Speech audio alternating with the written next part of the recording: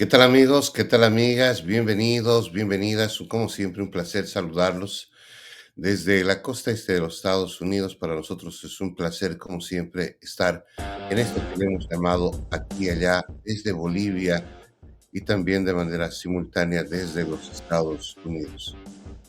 Son las 7 de la mañana con 5 minutos, tanto en Bolivia como en la costa este de los Estados Unidos, y nosotros muy contentos, como siempre, de contar con su audiencia.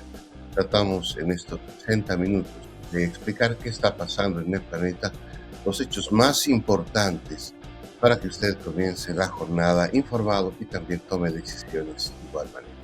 Nos vamos a los mensajes y en instantes más estaremos con Bolivia. También estaremos con los temas más importantes que se han registrado en el planeta.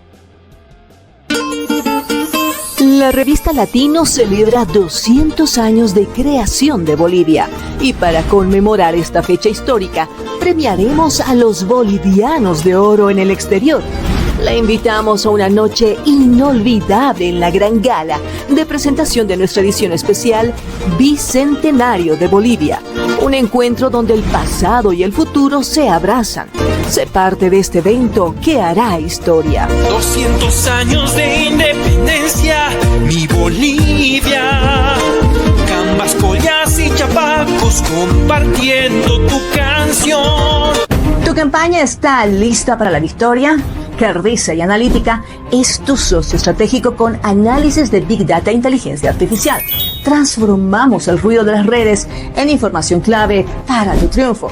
Ofrecemos asesoría política integral, servicios de analítica de vanguardia, libros especializados y capacitación exclusiva. Con Cardiza y Analítica no solo compites, ganas. Contáctanos.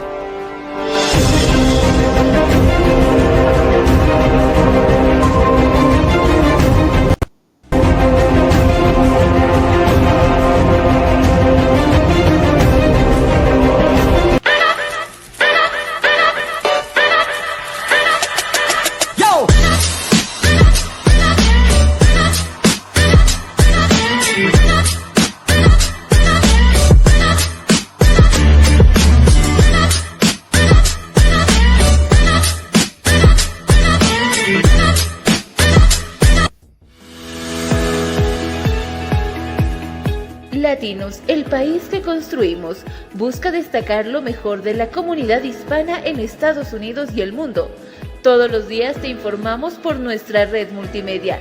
Y no te olvides buscar nuestra edición impresa de forma gratuita todos los meses.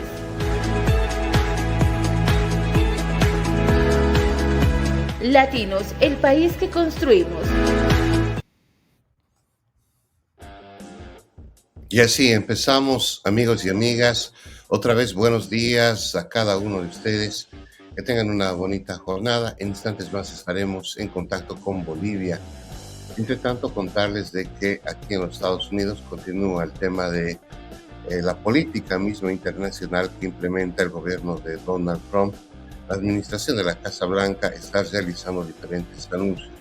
Entre ellos, tal vez los más pendientes, los que llaman más la atención, es la relación arancelaria con diferentes países.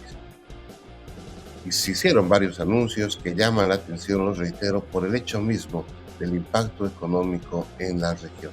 Pero, ¿cómo impactará en América Latina? ¿Cómo repercutirá? Bueno, todavía los analistas ven una serie de variables. Es por eso que en este momento se realizan varias negociaciones para que el impacto en América Latina tenga cierto rigor. La administración de la Casa Blanca lo ha dicho varias veces, está buscando aliados. Y en eso, obviamente, la negociación siempre ellos ponen una varilla alta, tomando en cuenta los intereses del pueblo estadounidense.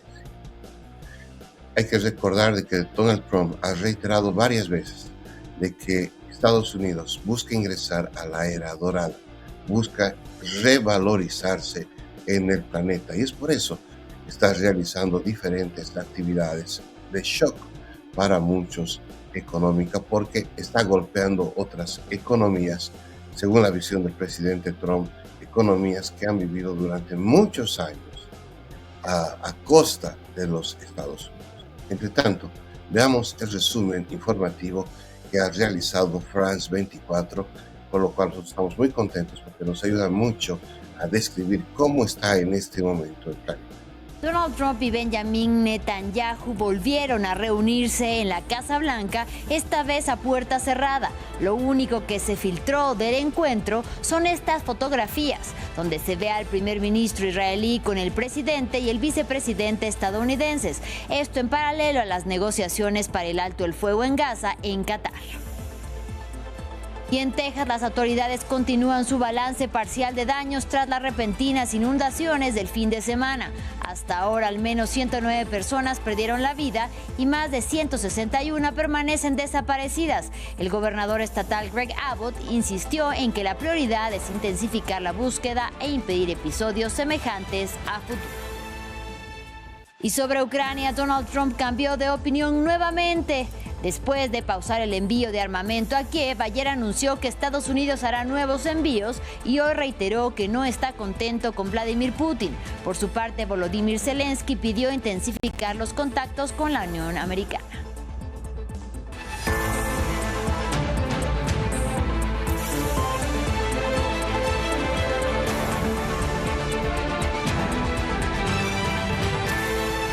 Iniciamos en Washington. Por segundo día consecutivo, Donald Trump y Benjamin Netanyahu se reunieron en la Casa Blanca. Si bien no se filtraron los detalles de este encuentro, hasta ahora se sabe que una delegación catarí se reunió previamente en la capital estadounidense con Steve Witkoff, el enviado especial de Estados Unidos para Medio Oriente. El tema central de la discusión sigue siendo un posible cese el fuego en la Franja de Gaza, con una primera fase de 60 días y un nuevo intercambio de rehenes y de prisioneros. Algunas fotos que circulan muestran que el primer ministro israelí se reunió en la Casa Blanca con el mandatario estadounidense y también con el vicepresidente J.D. Vance. Escuchemos lo que dijeron previamente Trump y Netanyahu. Tenemos que resolverlo. Gaza es una tragedia, es una tragedia, es una tragedia. Y él quiere resolverlo, y yo quiero resolverlo, y creo que la otra parte quiere resolverlo. Aún tenemos que terminar el trabajo en Gaza, liberar a todos nuestros rehenes, eliminar y destruir la capacidad militar y de gobierno de Hamás, porque Gaza debe tener un futuro diferente, por nuestro bien, por el bien de todos, y ningún país se conformará con menos. Nosotros, desde luego, no lo haremos. Entre tanto, en terreno, los ataques israelíes en la Franja de Gaza no cesan. En las últimas horas, el ejército israelí mató a más de 50 palestinos y, según informó este martes el Ministerio de Salud gazatí, los israelíes han matado a más de 17,000 estudiantes palestinos durante 21 meses de guerra. Veamos el siguiente informe. El fuego sigue cayendo sobre Gaza mientras la diplomacia no logra callar las armas. Tras un ataque israelí contra la ciudad de Gaza, que causó muertos y heridos, se trasladó a varias víctimas al hospital Al-Shifa, según el Ministerio de Sanidad de Gaza. Las escenas de las explosiones quedan fijadas en las retinas de los palestinos en Ciudad de Gaza. Anoche hacia las 23:30 nos sorprendió una explosión muy fuerte que dañó muchos edificios, incluida nuestra propia casa. Salimos corriendo, hubo heridos dentro de la casa por la caída de los escombros de las paredes y puertas que cayeron sobre los niños. Entonces oímos gritos de nuestros vecinos, así que corrimos hacia allí y encontramos muchos cuerpos destrozados, entre ellos el de una bebé de no más de 4 meses. En Khan Yunis, en el sur del enclave, la realidad no es distinta. Palestinos inspeccionaban los daños causados por un ataque aéreo israelí dirigido contra tiendas de campaña en las que se refugiaban personas desplazadas. 2 misiles cayeron sobre esta tienda. Miramos y vimos humo por todas partes y a la anciana durmiendo con sus hijos en la tienda. Aquí no había nada a lo que apuntar.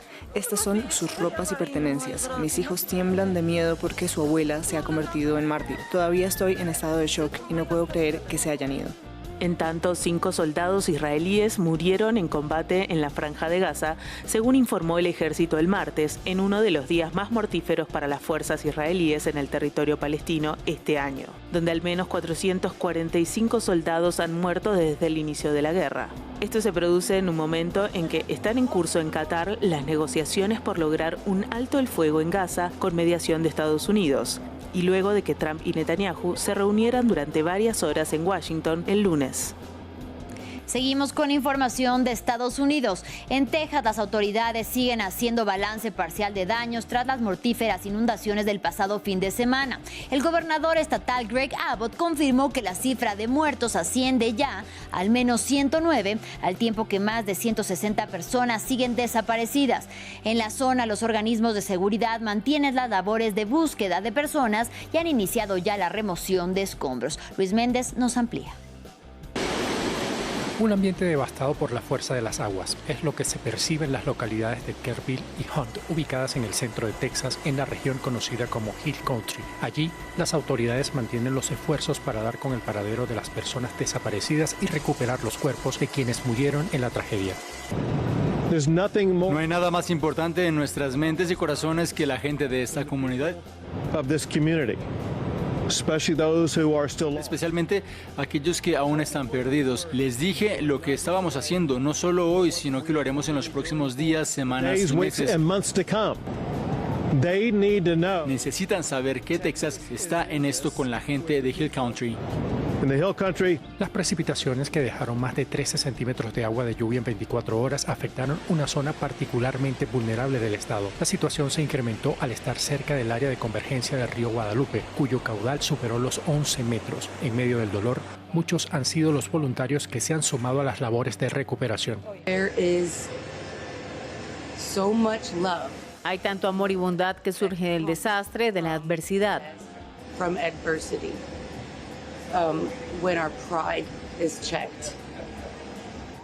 Cuando controlamos nuestro orgullo, somos humildes y estamos abiertos a recibir ayuda. Eso es lo bueno. De otros lugares del estado, decenas de personas se han movilizado para colaborar en medio del desastre, especialmente en la preparación y entregas de alimentos. Mientras los servicios meteorológicos sostienen que las lluvias permanecerán, el presidente Donald Trump anunció desde Washington que visitará la zona afectada el próximo viernes. Y en otro orden de ideas, el 3 de octubre es la fecha fijada para el anuncio de la condena contra Sean Diddy Combs. El rapero permanece tras las rejas en la cárcel de Brooklyn en espera de que se dé a conocer la pena que deberá de pagar por 2 cargos de prostitución. Recordemos que al magnate de la música se le acusaba también de tráfico sexual y crimen organizado, cargos que fueron desestimados y que lo podrían haber condenado a cadena perpetua. Actualmente la pena máxima a la que se enfrenta son 20 años en prisión. Y la justicia colombiana definirá el futuro del expresidente Álvaro Uribe Vélez el 28 de julio. Un juzgado de Bogotá determinó que la etapa de deliberación del juicio en el que se sindica al exjefe de Estado de 3 delitos ha finalizado. Durante la audiencia final, el líder político derechista aseguró que es inocente, mientras que la Fiscalía persiste en afirmar que el antiguo mandatario ideó un plan para manipular testigos. Diego Bassani nos amplía. El futuro jurídico de Álvaro Uribe sigue en la cuerda floja. Este martes, un juzgado de Bogotá determinó que el juicio por los delitos de fraude procesal, soborno y soborno en actuación judicial contra el expresidente de Colombia culminó todas sus instancias de deliberación y anunció que el líder político será condenado en primera instancia o absuelto el próximo 28 de julio. Durante su alegato final, Uribe reiteró que es totalmente inocente. No hay un indicio, no hay una prueba, no hay manera de que me digan que determiné testigos, que determiné una persona que hiciera eso. Lo que pedí fue determinar la información que me llegaba. Por su parte, el senador Iván Cepeda, quien es uno de los protagonistas del caso, celebró el fin de las discusiones. Con orgullo y satisfacción podemos decir, luego de una lucha de 13 años que ha incluido toda clase de persecuciones, que el 28 de julio de este año, a las 8:30 de la mañana, la jueza Sandra Liliana Heredia dará a conocer el sentido del fallo en el juicio contra el acusado expresidente Álvaro Uribe Vélez. En 2012, Uribe demandó a Iván Cepeda por supuesta manipulación de testigos cuando el legislador se preparaba para denunciar al ex jefe de Estado por tener presuntos vínculos con grupos paramilitares. Sin embargo, la Corte Suprema de Justicia decidió no investigar al senador y abrió un expediente contra el líder del partido derechista Centro Democrático por el mismo delito, proceso que posteriormente pasó a la justicia ordinaria. La Fiscalía y el equipo jurídico de Cepeda aseguran que Álvaro Uribe contactó a varios miembros de grupos paramilitares encarcelados a través del abogado Diego Cadena para cambiar sus testimonios, mientras que Uribe afirma que únicamente buscaba obtener información de los detenidos. Y ahora hablamos de la guerra en territorio ucraniano. Donald Trump está dando un giro en su discurso frente a Ucrania. Después de que había sido reticente a apoyar a Kiev, el mandatario estadounidense prometió ayer que enviará más armas para que los ucranianos pudieran defenderse de Rusia. Y hoy reiteró que no estaba contento con las acciones del presidente ruso Vladimir Putin. Ante la falta de avances en un cese el fuego y con el nuevo respaldo, el mandatario ucraniano Volodymyr Zelensky dijo y dio la orden de intensificar los contactos con Estados Unidos para garantizar así el envío de armas, como él mismo lo dijo. Escuchemos a los presidentes. No estamos contentos con Putin, no estoy contento con Putin. Puedo decírselo ahora mismo porque están matando a mucha gente y muchos de ellos son sus soldados, principalmente los suyos y los de ellos, y ahora llegan a 7.000 a la semana y no estoy contento con Putin. Hoy instruí al ministro de Defensa y al comandante en jefe para que intensificaran todos los contactos con la parte estadounidense. Actualmente contamos con las declaraciones y decisiones políticas necesarias y debemos implementarlas lo antes posible para proteger a nuestra gente y nuestras posiciones. Esto se refiere principalmente a la defensa aérea, así como a todos los demás elementos de suministro de Estados Unidos. Se trata de entregas críticas que significan salvar vidas y proteger ciudades y pueblos ucranianos. Espero resultados de estos contactos muy pronto. Y esta semana estamos preparando formatos para las reuniones de nuestros equipos militares y políticos. Ahora vamos al continente africano. En Liberia, el presidente Joseph Boakai lanzó lo que su oficina describe como una campaña de reconciliación nacional sin precedentes. Participó en las ceremonias en memoria de dos exmandatarios considerados enemigos que fueron asesinados en los años 80 y 90 antes de que el país fuera asolado por una serie de guerras civiles de 1989 a 2003 que cobraron hasta 250,000 vidas. Maxime Pluvinet tiene los detalles. Un esfuerzo sin precedentes de reconciliación nacional. El presidente de Liberia, Joseph Boakai, asistió a las conmemoraciones de dos expresidentes asesinados. Un primer acto histórico del gobierno del país del occidente africano para presentar disculpas a las víctimas de las guerras civiles. Permitamos que nuestra memoria colectiva no sirva como punto de división, sino como fuerza de unidad. Dejemos que las historias de amor y resistencia inculquen en nosotros un sentido más profundo del patriotismo y un compromiso duradero con la paz, la justicia y la reconciliación. Boakai asistió primero al funeral del expresidente William Tolbert, ejecutado en un golpe de Estado en 1980. Lo principal es identificar los restos de nuestro padre. Queremos ponerle fin, queremos que descanse. Él está en reposo ahora, su espíritu está bien con eso. Pero queremos ser capaces de poner, si encontramos algunos huesos o lo que sea, ponerlo a descansar. El actual mandatario ya había participado en un acto en honor a Samuel Doe, quien tomó el poder en el golpe de Estado. Doe murió asesinado a su vez en 1990 a manos del conocido como Señor de la Guerra, Prince Johnson. Definitivamente no lo arregla, pero creo y estoy de acuerdo en que el presidente está tratando de reconciliar. Se trata de reconciliación, algo con lo que estoy de acuerdo. Porque sí, podemos perdonar, pero nunca jamás podremos olvidarlo. Los distintos conflictos civiles de 1989 a 2003 en Liberia cobraron la vida de hasta 250,000 personas. Las ceremonias coinciden con las acciones de grupos de derechos humanos para juzgar a los crímenes de guerra, que no empezaron pese a una orden ejecutiva de crear un tribunal especial. Liberia es una nación creada por descendientes de antiguos esclavos estadounidenses y que se independizó en 1847. Así llegamos al final de este espacio informativo, pero si quieren... Bien, así estamos viendo, amigos y amigas, el resumen de lo más importante a nivel internacional de lo que está pasando en el planeta, un resumen de France 24. En la Casa Blanca, en las últimas horas, sin duda ha sido el anuncio que ha hecho el presidente Trump sobre el tema de Ucrania, y ahí también lo veíamos en el resumen. El apoyo de los Estados Unidos no es casual. Algunas personas ayer debatían justamente hasta qué punto Estados Unidos puede apoyar la guerra en Ucrania, hasta qué punto realmente existe ese compromiso. Bueno, lo cierto es de que hay un tratado, un acuerdo entre Ucrania y los Estados Unidos, a través del cual Estados Unidos se compromete a apoyar y a cuidar, resguardar al pueblo ucraniano. Eso tiene mucho que ver con los tratados que Estados Unidos va firmando con diferentes países de manera estratégica.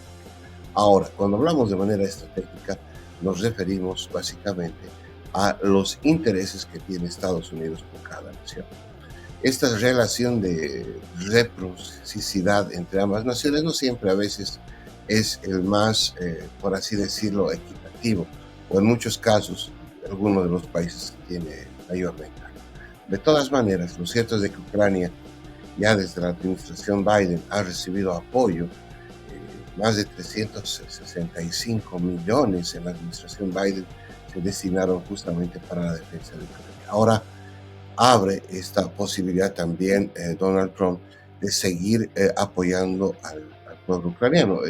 La televisión francesa ahí no lo mostraba, pero en las últimas horas Trump ha sido muy duro con Vladimir Putin, porque incluso le ha dicho que habla sandeces, es decir, que habla cosas que no vienen al caso y que debería enfocarse justamente en buscar la paz.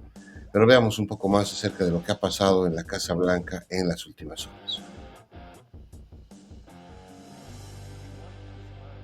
El presidente de Estados Unidos, Donald Trump, se reunió el martes por segunda vez en menos de 24 horas en la Casa Blanca con el primer ministro israelí Benjamin Netanyahu. En la reunión, sin acceso a los medios de comunicación, Netanyahu regresó para conversar con Trump sobre la situación en Gaza. Tenemos que resolverlo, Gaza es una tragedia, es una tragedia, y él quiere resolverlo y yo quiero resolverlo, y creo que la otra parte también quiere resolverlo. Antes, los mediadores cataríes advirtieron que tomaría tiempo sellar un alto al fuego entre Israel y Hamás en las conversaciones en Doha. El enviado especial de Trump, Steve Witkoff, expresó su esperanza de llegar a un acuerdo en cuestión de días. El acuerdo incluiría una tregua de 60 días, la devolución de 10 rehenes vivos y 9 rehenes muertos, según Witkoff. Un funcionario palestino cercano a las negociaciones afirmó que no se ha logrado ningún avance hasta el momento. Mientras tanto, las hostilidades continuaron. La parte gazatí informó de 29 muertos en los ataques de Israel el martes, incluidos 3 niños, mientras que 5 soldados israelíes murieron en combate en el norte de Gaza. Trump presiona para que se alcance una tregua en la Franja de Gaza, sumida en una situación humanitaria crítica, tras casi 2 años de guerra desencadenada por el ataque del grupo islamista palestino Hamás el 7 de octubre de 2023 en el sur de Israel, cuando murieron 1.219 personas. Además, se llevaron a 251 rehenes, 49 siguen retenidos en Gaza, pero más de la mitad han fallecido, según el ejército de Israel. La campaña de represalia israelí deja más de 57.500 muertos en Gaza, en su mayoría civiles, según el Ministerio de Salud del territorio controlado por Hamás. La ONU considera fiables las cifras. Bien, eso está pasando a nivel de lo que significa el problema que tiene Israel en el norte de Gaza. El apoyo de la administración Trump ha sido militante, y cuando digo militante me refiero a que ha estado constantemente Donald Trump apoyando a Netanyahu, al primer ministro de Israel, constantemente lo ha tenido en la Casa Blanca, hablando de estos temas. Ahora, después de la tregua, después del alto al fuego entre Israel e Irán, el planeta espera que también los Estados Unidos tengan algo que ver con el conflicto con Hamás. Ahora, este grupo extremista, terrorista, según la denominación de la propia Naciones Unidas, Hamás, ha buscado igual el alto al fuego, pero no existe todavía se podría decir, una base real para que este hecho se produzca. Es por eso que justamente ahora Israel está buscando que Estados Unidos realice sus acciones para lograr la ansiada paz en la Franja de Gaza. Bueno, pero cuando hablamos de la Franja de Gaza, sin duda que es un tema también de religiosidad, de tradición. Es muy sensible el tema. Hace algunas semanas la semana pasada, si no me equivoco, recibíamos un mensaje de una persona que nos sigue en redes sociales pidiendo que tengamos mucho cuidado sobre el uso de los términos justamente en este conflicto. Y por supuesto hay que tener mucho cuidado por el hecho de que vincula a la población, vincula en varios elementos que tienen que ver incluso con el tema de la Israel. Nosotros esperamos de que la Franja de Gaza pronto hablemos de paz. Bueno, Israel también en las últimas horas lo ha nominado a Donald Trump como Premio Nobel de la Paz. Mucha gente ha aplaudido y otra gente pues no lo ha visto bien el hecho de que Donald Trump tenga esa posición, reciba este reconocimiento. Bien, eso está pasando en la Franja de Gaza. Dejamos eso un momento y sigamos revisando lo que ha pasado en la Casa Blanca a propósito justamente de los anuncios que hace la administración de Donald Trump. El presidente estadounidense Donald Trump advirtió que la fecha límite del 1 de agosto para que entren en vigor los aranceles más altos es inaplazable. En abril, Trump impuso un arancel generalizado del 10% a los productos de casi todos sus socios comerciales y tarifas aduaneras más altas a decenas de países. Estas últimas estaban suspendidas hasta el 9 de julio, fecha aplazada el lunes por el presidente republicano hasta el 1 de agosto, plazo para el que no habrá prórrogas, según lo anunciado el martes. 14 países ya vislumbran su futuro a partir de esa fecha, con recargos que van desde el 25% para Japón, Corea del Sur y Túnez, hasta el 40% para Laos y Birmania y el 36% para Camboya y Tailandia. Entre los 4 países no asiáticos que recibieron una carta para informarles del recargo está Sudáfrica, que estará sujeta a aranceles del 30%, pero se ha mostrado dispuesta a seguir negociando con Washington. En las misivas que empezaron a ser enviadas desde el lunes, Trump se queja de falta de reciprocidad en las relaciones comerciales. Durante una reunión de gabinete, Trump también afirmó que Washington pronto hará un anuncio sobre los productos farmacéuticos sobre los que podría pesar un arancel hasta del 200%.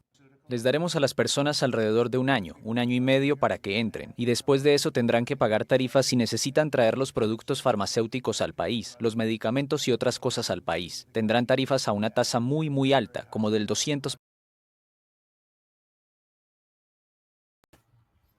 Bien, ahí escuchábamos ese anuncio que preocupa, seguro que preocupa por el hecho de que ya hablar de tarifas del 200% en medicamentos, pues muchas economías se van a ver duramente afectadas y esto va a repercutir, lo decíamos al inicio justamente hoy de la transmisión, el tema de los aranceles tiene una serie de implicancias en cadena. No por el hecho solamente de este discurso, tal vez del siglo pasado, que Estados Unidos, el imperio y todo eso, sino va mucho más allá. Hoy en día las economías están totalmente interrelacionadas. Lo que pasa en los Estados Unidos va a vincular necesariamente a Latinoamérica y va a tener repercusión en Europa.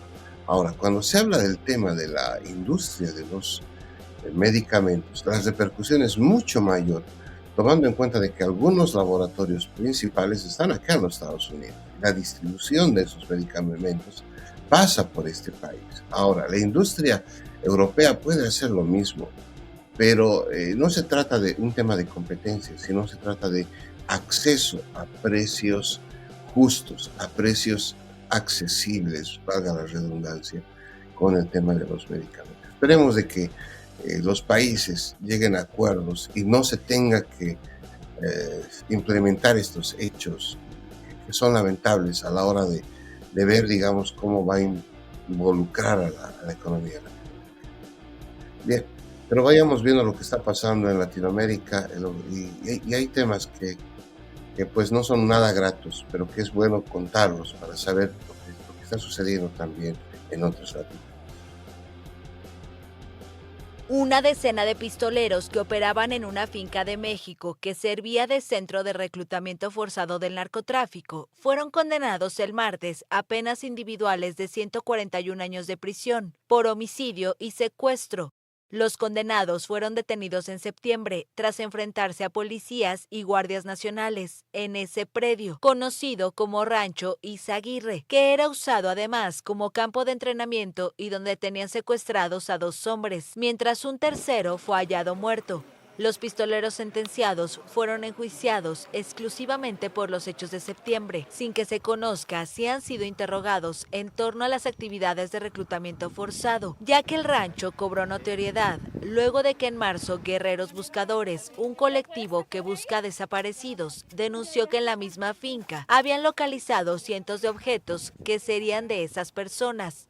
En el lugar, los activistas hallaron zapatos apilados, ropas y cuadernos en los que había escritas supuestas lecciones sobre el uso de armas. También informaron del hallazgo de supuestos crematorios y huesos calcinados, lo que llevó a integrantes de Guerreros Buscadores a denunciar un campo de exterminio.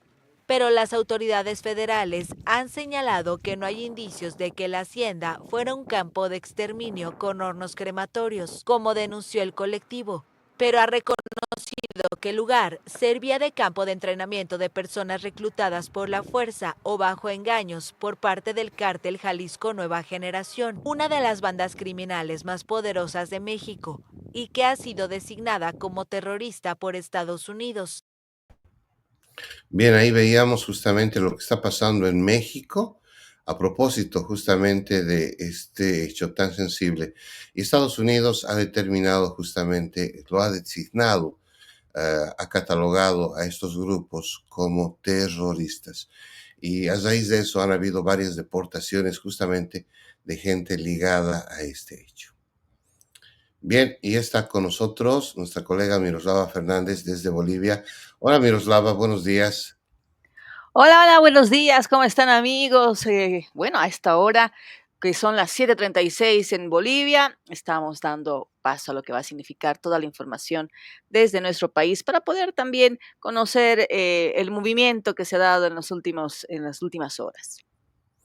Y sí, cuéntanos cómo está el tema de Bolivia. Entiendo de que las elecciones están cada vez más fuertes, el ambiente electoral. Ayer escuchábamos, nos mandaban también un video acerca de la decisión del Tribunal Supremo Electoral de suspender la tan anunciada candidatura del señor Dunn, que pues tuvo mucha mediación, pero al final parece que no va a ser candidato, ¿no, Miroslava?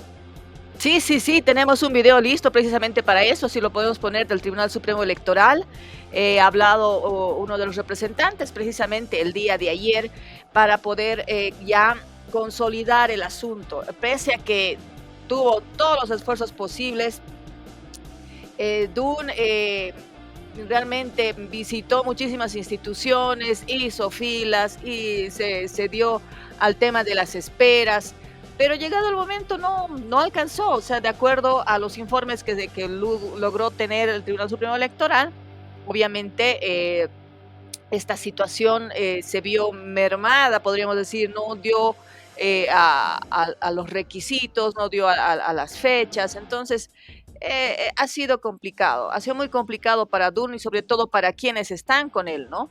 Porque había muchas personas que tenían puestas las esperanzas precisamente en lo que significaba NGP. NGP es el partido político que le habría dado la sigla para que él pueda ser candidato presidencial, para que pueda él ya presentar sus papeles. El que era candidato presidencial, que pertenecía a NGP, en realidad al principio había hecho su renuncia. Va a ser muy difícil que él vuelva. Si NGP quiere estar en el ruedo, va a tener que rápidamente habilitar a otro candidato, o si no, bajarse directamente de esta contienda electoral. Entonces, todos esos detalles sin duda son los que han de alguna forma afectado a este grupo que estaba todos los días apostado en las puertas del Tribunal Electoral en la Plaza Baroa de La Paz. Bueno, también obviamente teníamos a un Dunn que no ha podido participar ni de los debates, ni de una campaña tranquila electoral. O sea, no han alimentado, podríamos decir, la imagen del NGP. Entonces yo la verdad no creo mucho que NGP llegue a estar en esta contienda electoral de una forma óptima como ellos hubieran esperado, ¿no?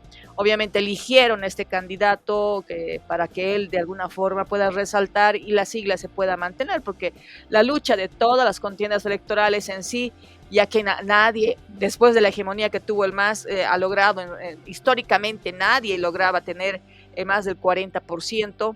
El reto de la mayoría es no perder la sigla. Claro, claro, están buscando eso los políticos. Voy a tratar de colocar la nota justamente ahora, ya la tengo. Si me das unos segunditos, vamos a ver justamente este material que nos va a describir un poco lo que está sucediendo. Entre tanto, cuéntanos cómo está el ambiente mismo, además de los partidos políticos, cómo está la economía de Bolivia en este momento. Cuéntanos, Miroslava, mientras estoy colocando el video para... La economía sigue igual, hay muchos problemas, hay conflictos, lo que refiere, por ejemplo, a los precios de muchos productos definitivamente se han venido a quedar prácticamente donde estaban, ¿no? Si por algunas circunstancias habían subido de precio los productos de primera necesidad de la canasta familiar, pues bueno, estos se han quedado y hay otros temas que incluso están augurando que vuelvan a subir otros productos más. Entonces es una situación complicada, una situación que parecería que está pasando un segundo plano, pero no es así, es más bien algo muy silente, algo silencioso para todo lo que significa los bolivianos que están viviendo esta etapa electoral en la cual, bueno, hay muy pocos, podríamos decir, hay muchos planes, proyectos de gobierno, pero no muchos convencen. Sí, lo que la población busca es certidumbre, ¿no? O sea, como en todo en la vida, o sea, buscas certezas para avanzar. Bueno, ahí ya veamos lo que decía el Tribunal Supremo Electoral a propósito de las elecciones en Bolivia y la decisión de suspender, de no aceptar la apelación para que el señor Dunn pueda acceder a ser candidato. Recordemos que con este recurso de revisión extraordinaria, lo que el delegado de esta organización política pretendía es dejar sin efecto la resolución de inhabilitación. Al haber sido declarado improcedente, esa resolución de inhabilitación se mantiene incoluble por parte de la Sala Plena del Tribunal Supremo Electoral. Ya no hay otro recurso que se pueda presentar, vocal. Por favor, vocal. En el tema del Tribunal Supremo Electoral ya no existe otro recurso para poder presentar. Seguramente ya será el análisis del ciudadano y de la organización política recurrir a otros recursos que constitucionalmente ellos consideren necesarios. ¿Qué pasa con el partido político ahora? Bien. Y la impresión de la partida? En el tema por renuncia, ahora el partido político tiene en realidad una determinación que tomar. Es una decisión del partido político. Recordar que la Sala Plena no interfiere en las decisiones de las organizaciones políticas. Bueno, ahí estaba el informe de Radio Fides. Sí. Los amigos de Fides, ahí lo decía. Este señor es un vocal, ¿no es cierto, Miroslava? Sí, pero hagamos la cronología. El 19 de mayo, NGP, que es un partido prácticamente nuevo, había inscrito inicialmente a Fidel Tapia como candidato presidencial. Teníamos por eso en la papeleta una figura de una persona que decíamos, ¿quién es él? Fidel Tapia es una persona que es, podríamos decir, casi parte de NGP. 25 de junio, Tapia renunció, como te decía, y se oficializó la postulación de Jaime Dunn. Y el 2 de julio, el Tribunal Supremo Electoral inhabilitó a Dunn por no presentar una solvencia fiscal válida. El 7 de julio, Dunn presentó la impugnación dentro del plazo con nueva documentación. Y el 8 de julio, el Tribunal Supremo Electoral inició el debate sobre su posible habilitación, pero el día de ayer, como han escuchado, por segunda vez ha sido inhabilitado, pero ya inexorablemente. O sea, ya no hay vuelta. Esto ya es una historia que termina, una historia que seguramente Dunn en alguna forma hizo un trabajo previo para poder ser candidato a través de redes sociales, que era su fuerte en realidad, y lastimosamente no le fue bien. Bueno, yo a propósito justamente de lo que tú informabas, yo he estado revisando un poco la biografía de este señor, y él había trabajado en la alcaldía del Alto en la época de Soledad Chapetón, ¿no? Ajá. Y que sus problemas, o sea, no estamos acusándolo, tal vez el señor es muy... Como consultor, fue claro, como consultor. Pero los descargos que debe eran de la administración en la alcaldía del Alto. Imagínate, la señora Chapetón, ¿hace cuánto tiempo que dejó la alcaldía? 6 años. Bueno, eso es recurrente en nuestro país, en Bolivia.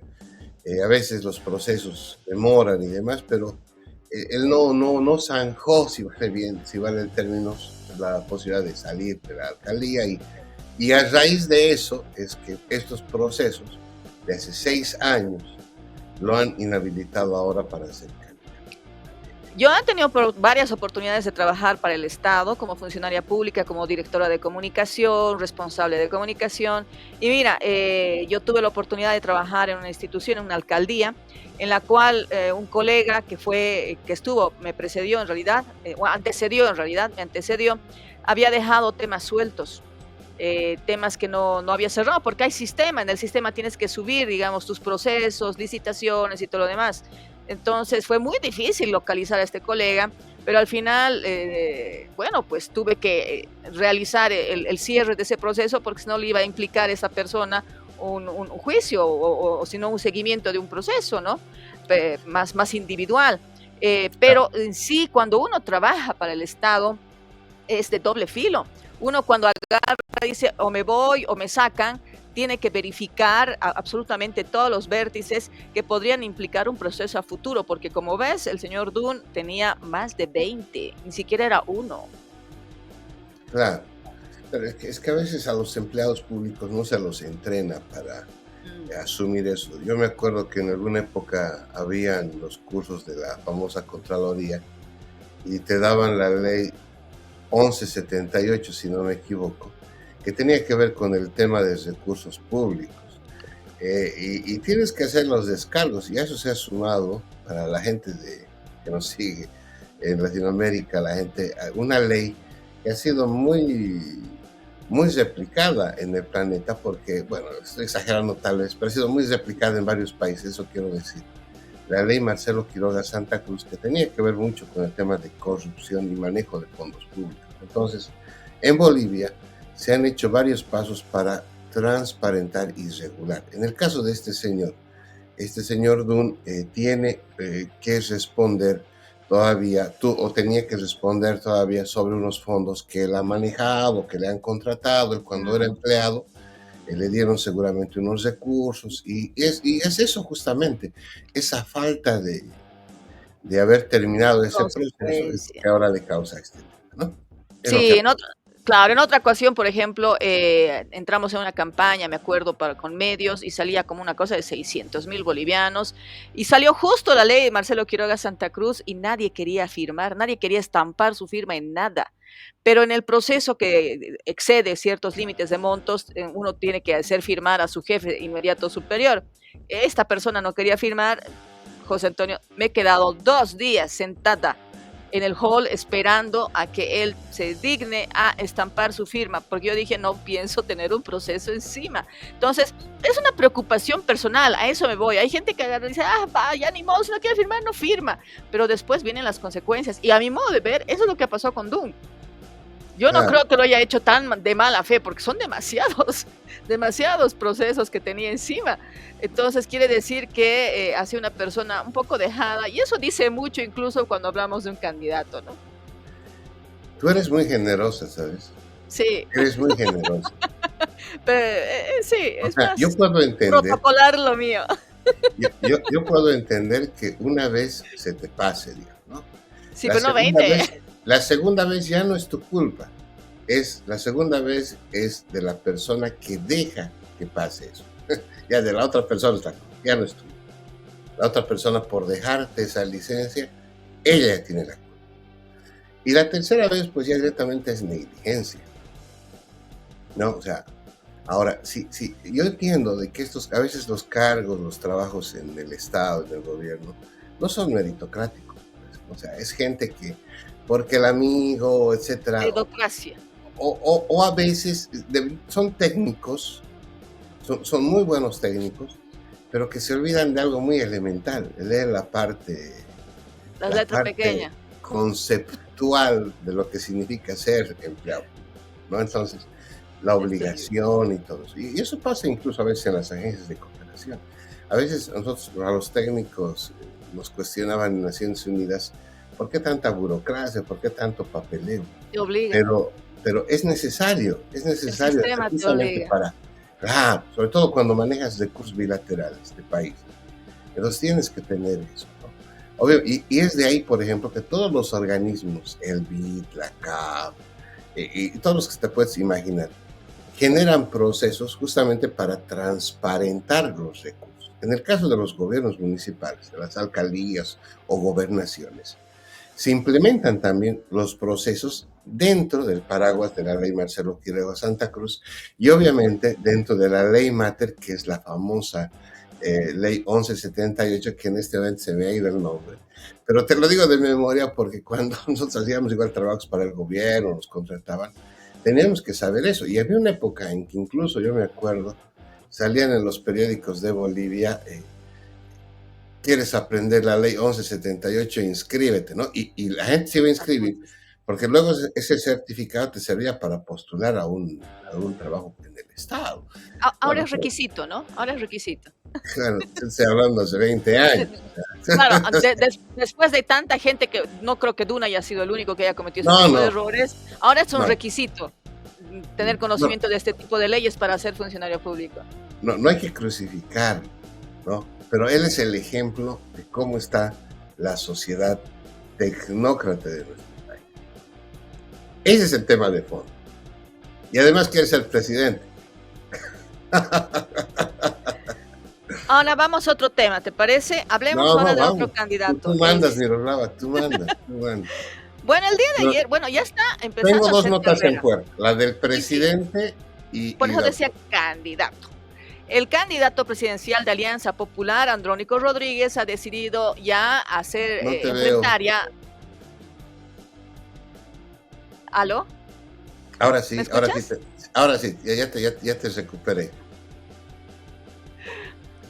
No, que te decía que el candidato presidencial de Alianza Popular, Andrónico Rodríguez, ha decidido ya hacer cara, enfrentar de una vez lo que es una campaña electoral, porque estaba desaparecido, y aparte de que está empezando a aparecer en medios de comunicación para que lo entrevisten. Ayer estuvo en otro medio de comunicación y está dando conferencias de prensa, pero ya, digamos, con su imagen pública como candidato presidencial. Lo extraño es que sigue siendo senador, ¿no? Todavía no ha renunciado, pero bueno. Andrónico Rodríguez ayer... Pero ¿qué dice la ley? ¿Qué dice la ley? Lo que pasa es que hay un recurso que presentó una diputada hace años atrás en el cual daba la posibilidad de que el candidato pueda presentarse. Entonces, a este recurso se han, podríamos decir, alojado varios candidatos, que no solamente Andrónico, también está el senador. ¿Es legal que todavía siga siendo senador, que siga recibiendo plata del Estado? Sí, en base a este recurso que se han alojado ellos, están manteniéndose en estos cargos. Lo triste es, verificar de que mientras ellos hacen campaña están recibiendo un sueldo. Creo que lo ético, a mi modo de ver, te soy sincera, es que ellos este sueldo lo donen. Ellos no tendrían por qué recibir un sueldo si han estado haciendo campaña. Correcto, efectivamente. Además, éticamente no debería ser así. Ponte que yo soy candidato a senador y tú también eres candidata a senadora, por decir, o lo que fuera.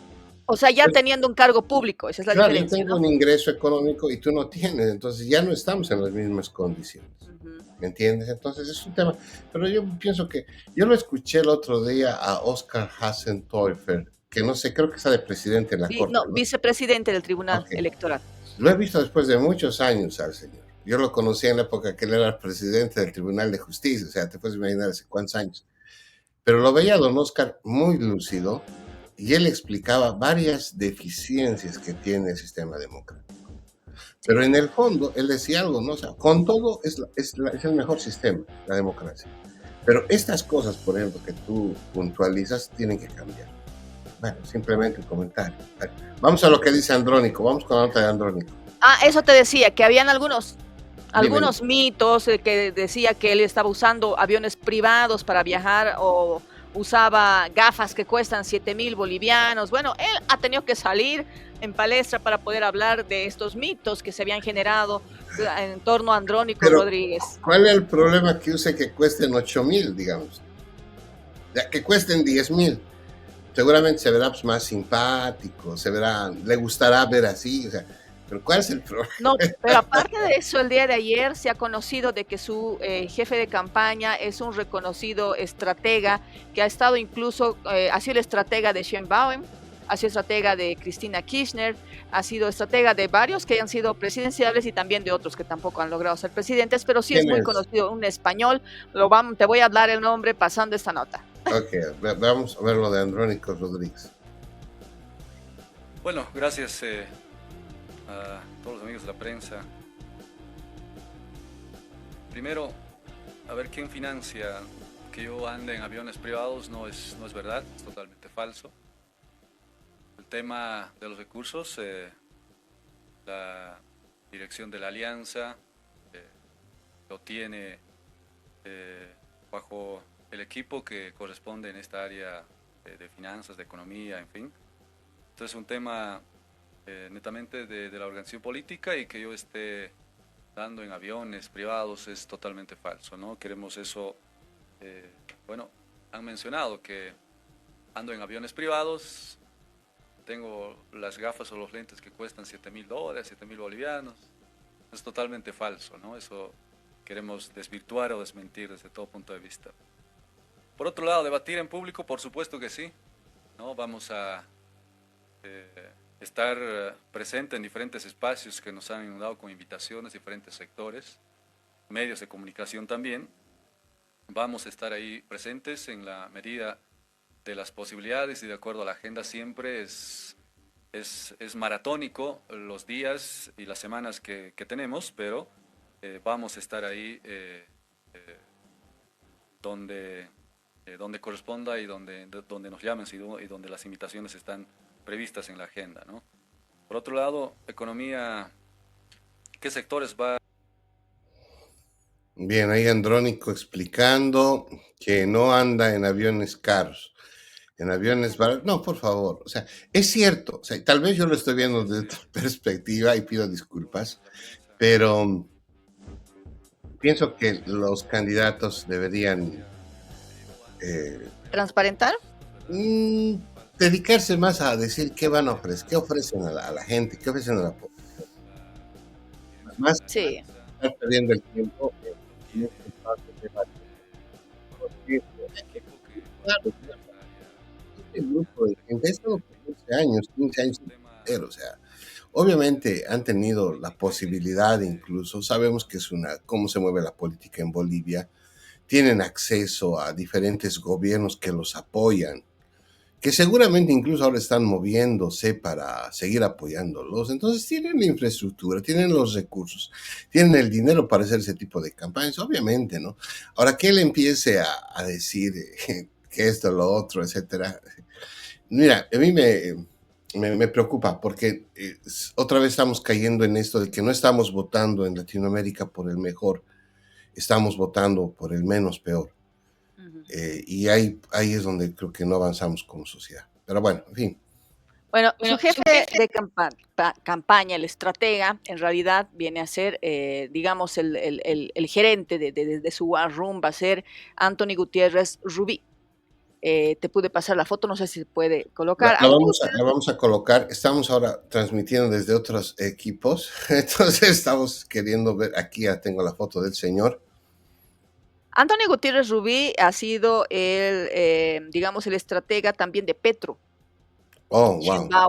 Sheinbaum y Cristina Kirchner. O sea, tiene una data larga de haber sido estratega, de haber estado siendo parte de los equipos de campaña de quienes han sido presidentes, pero también ha sido estratega de quien habría perdido frente a Milei en la Argentina, creo que era Massa. Y bueno, podríamos decir, para una explicación más concreta, cuando uno tiene una campaña electoral presidencial, no puede fiarse de sus primos, su mejor amigo y otros personajes de su entorno. Tiene que estar con realmente estrategas, personas que conozcan no solamente lo que significa una contienda electoral más macro, nacional, porque una contienda electoral presidencial es muy diferente a una de un municipal o de gobernación o de cualquier otro tipo. Entonces, obviamente necesitas una persona sagaz, audaz, alguien que pueda de una forma fría determinar qué sí y qué no, y que obviamente sepa que la decisión que toma sea de alguna forma una decisión que vaya sobre su cabeza. O sea, es una persona que tiene que tomar determinaciones, buenas o malas, y las tiene que asumir. Entonces, no cualquiera es estratega. Él señor, podríamos decir, estratega que está entrando en la campaña de Andrónico Rodríguez es bueno, pero yo soy crítica en algo. Andrónico Rodríguez es un candidato que ha salido a la palestra, que ha salido, digamos, a luz pública de una forma abrupta. Él estaba apoyando a Evo Morales hasta hace unos meses atrás. Y obviamente él no ha hecho un trabajo de campaña electoral silenciosa, como no lo han hecho algunos otros candidatos de oposición. Hay mucha gente que todavía procrastina al respecto, ¿no? Espera hasta el último día para poder hacer, o hasta el último momento para poder hacer su campaña electoral. Eso sucede con un montón de candidatos nuevos, novatos. Las campañas electorales se las hacen previamente. A menos que, digamos, de la nada surja del cielo una invitación y te diga que por favor sea nuestro candidato. En esas opciones, obviamente, cuando lo hacen es porque uno es una persona que ya tiene, o es una figura pública, o es una persona que ya tiene cierto recorrido con sectores sociales o con gente por detrás, o simple y llanamente es el pariente del candidato principal. Pues son solamente dos circunstancias para que tú aparezcas en último momento como candidato. Pero en otras circunstancias, cuando tú quieres realmente resultados, tienes que hacer trabajo previo, y eso incluso es 3 años previos, 3 años de antelación a la fecha de una elección. Entonces, son muy pocas las personas que han hecho este trabajo previo. Te doy los nombres con los dedos de mi mano. Luis Arce. Él siempre ha tenido una campaña continua al tener un montón de eventos. Tuto Quiroga ha tenido por lo menos 1 año previo para hacer campaña, viajando a diferentes países y hablando que él quiere ser candidato. Samuel Doria Medina es otro de los candidatos. Luego el restante es como que esperó casi hasta unos 6 meses previos para empezar a movilizarse. Yo creo que hubieran tenido mejores resultados si lo hubieran hecho con 1 año o 2 años de anticipación. Pero bueno, Andrónico Rodríguez está empezando a asumir una nueva figura y bueno, tenemos ya a la persona que está detrás de esta campaña. Sabemos que también hay otros tipos de estrategas internacionales junto a Doria Medina.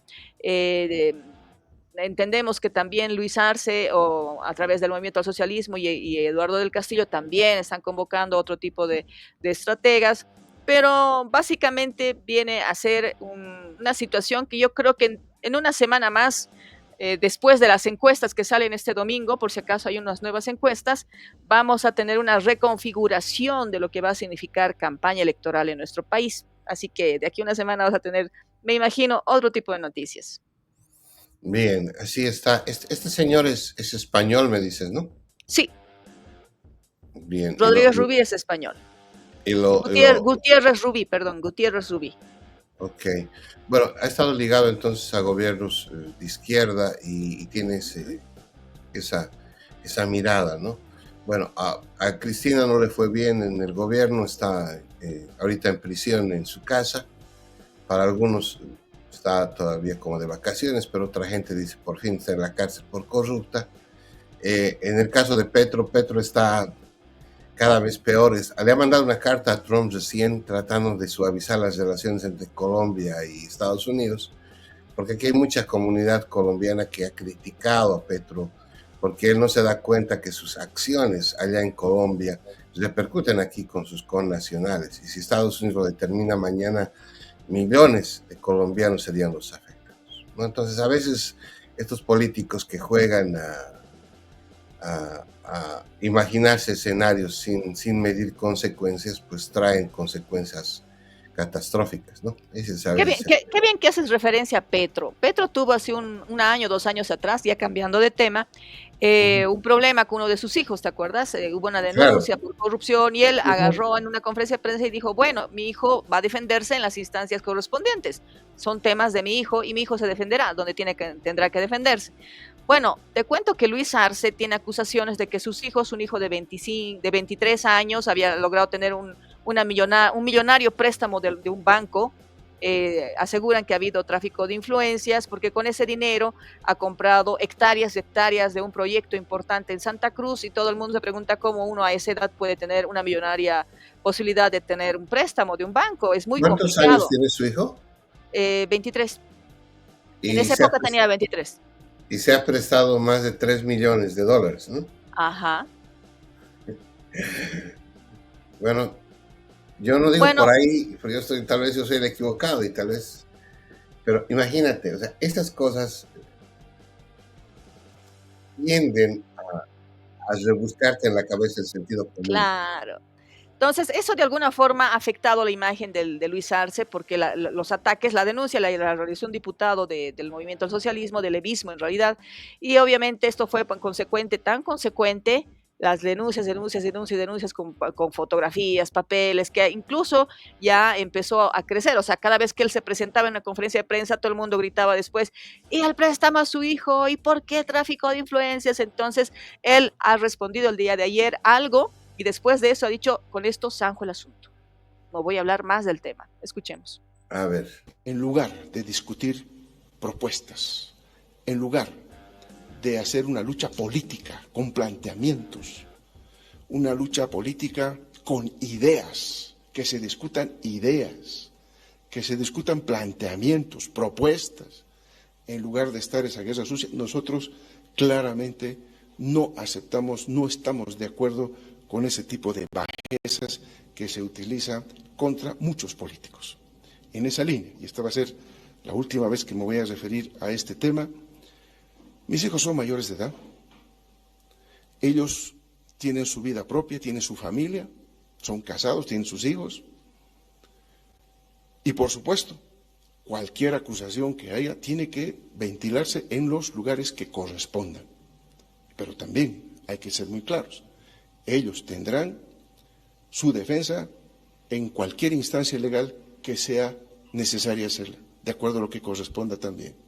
Porque ya estamos, creo, rebasando el límite al incorporar a todos los miembros de una familia como si fuéramos no sé qué, solo por el hecho de habernos puesto al frente, de oponernos, de demostrarles que no es correcto el camino que ellos estaban haciendo y que nosotros queremos tener la razón al llevar un tipo de política totalmente diferente, transparente al pueblo y además, sobre todo, sin guerra sucia. A nosotros no nos han visto ni nos van a ver a nosotros utilizar esos mecanismos de hacer política que yo particularmente no comparto.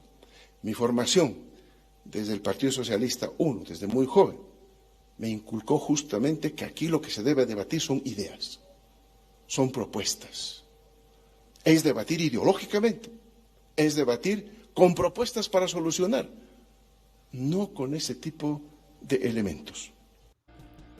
¿Qué tal eso? Bien.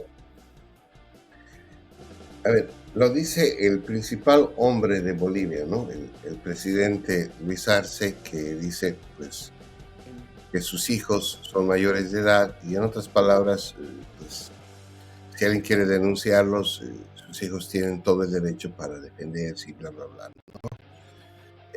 Obviamente es el papá, ¿no?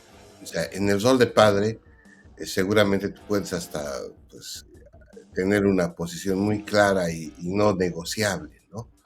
Pero luego él habla de otro elemento, la familia. Él dice, estamos ya hartos que involucren a todos.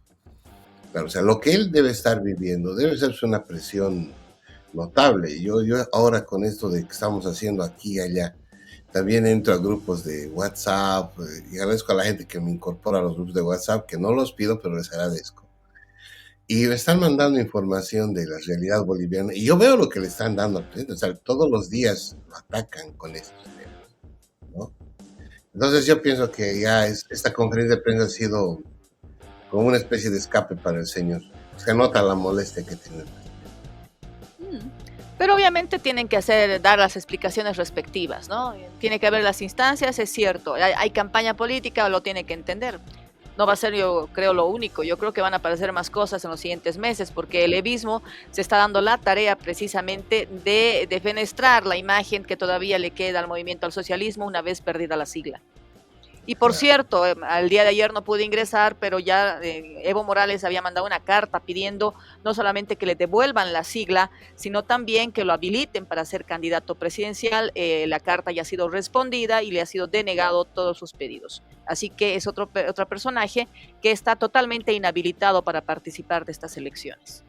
Pero Evo todavía va a seguir presionando, ¿no? Porque, ¿qué dice? ¿Qué ha dicho nuestra amiga, entre comillas, lo digo con respeto, perdón.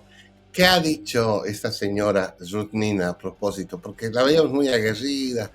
Decía, eso también es el otro de los pedidos, que le devuelvan la posibilidad a Pambol de ser parte de la contienda electoral. También se les ha denegado la habilitación a Pambol. Ok. Bueno, nos vamos despidiendo, Miroslava. Tenemos algunos periódicos de nuestra linda Bolivia que tú gentilmente... También te mandé internacionales. A ver, hay cuéntame. cosas interesantes que pasan también, ¿no? En otros países. A ver, ¿dónde lo tenemos? Estamos... por ejemplo, tenemos en Clarín que dice que Milei no fue a Tucumán por el clima y el faltazo de los gobernadores. O sea, el clima está realmente afectando a la Argentina. Hay un frente frío que ha ingresado a la Argentina y bueno, incluso la ciudad de Buenos Aires estaba bajo la niebla la jornada pasada. Una niebla densa cubrió totalmente Buenos Aires. Bueno, en Perú, en el comercio, se frustra el intento de legisladores de izquierda de aprobar dictamen en favor de mineros ilegales. Bueno, ellos tienen otros conflictos casi muy parecidos a los nuestros. Después teníamos en el Mercurio, más de 200.000 adultos mayores pagan contribuciones por sus casas sin recibir beneficios.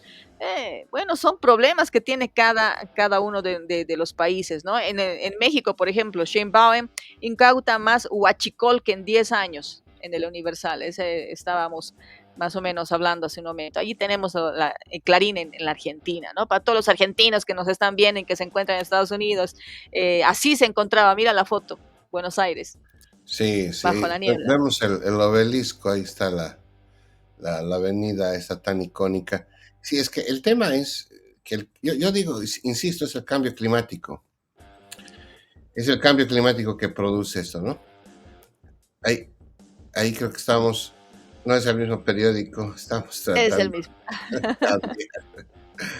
Bueno, vamos a estar más hábiles con esta aplicación que ahora ya estamos con mejor señal, pero estamos todavía en la fase de comprender cómo ingresar a algunos accesos.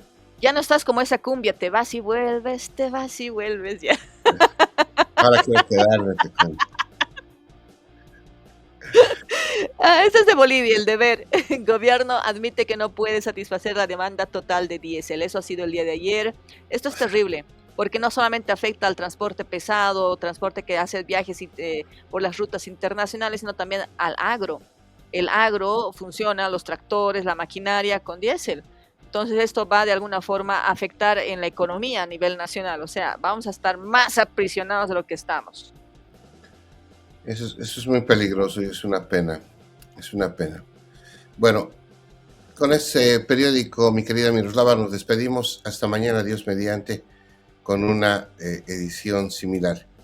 Gracias, Miroslava, gracias por todo el panorama que nos has contado y pues gracias por todo el apasionamiento que se presenta a hablar de política. Listo, que tengan una linda jornada, que hoy miércoles en el ombligo de la semana signifique también que seguimos buscando y encontrando y llegando a nuestras metas personales. Que tengan un lindo miércoles. Buen día. Bendiciones, amigos y amigas. Hasta mañana, Dios mediante. La revista Latino celebra 200 años de creación de Bolivia y para conmemorar esta fecha histórica, premiaremos a los bolivianos de oro en el exterior. La invitamos a una noche inolvidable en la gran gala de presentación de nuestra edición especial Bicentenario de Bolivia. Un encuentro donde el pasado y el futuro se abrazan.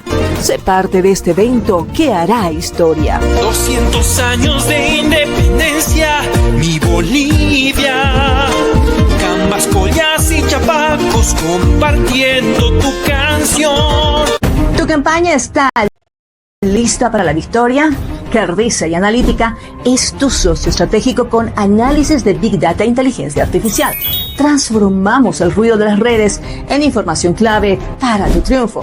Ofrecemos asesoría política integral, servicios de analítica de vanguardia, libros especializados y capacitación exclusiva. Con Cardiza y Analítica no solo compites, ganas. Contáctanos.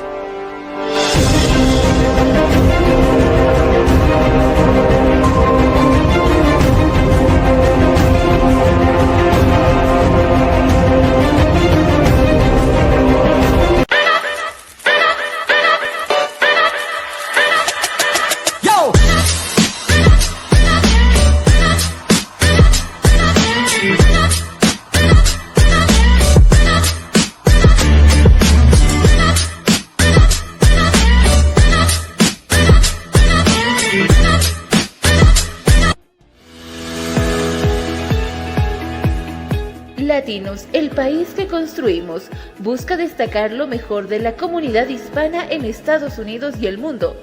Todos los días te informamos por nuestra red multimedia.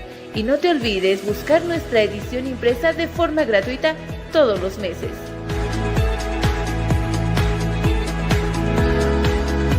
Latinos, el país que construimos.